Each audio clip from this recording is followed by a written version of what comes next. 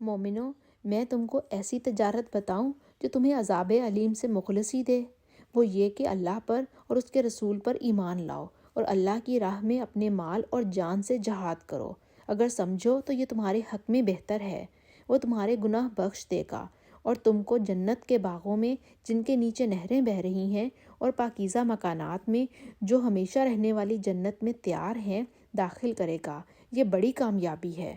اور ایک اور نعمت جس کو تم بہت چاہتے ہو، یعنی تمہیں اللہ کی طرف سے مدد نصیب ہوگی اور جلد آنے والی فتح ہوگی، اور مومنوں کو اس کی خوشخبری سنا دو۔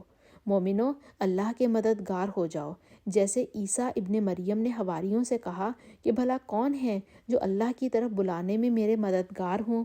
حواریوں نے کہا کہ ہم اللہ کے مددگار ہیں۔ تو بنی اسرائیل میں سے ایک گروہ تو ایمان لے آیا اور ایک گروہ کافر رہا۔ آخر الامر ہم نے ایمان لانے والوں کو ان کے دشمنوں کے مقابلے میں مدد دی اور وہ غالب ہو گئے۔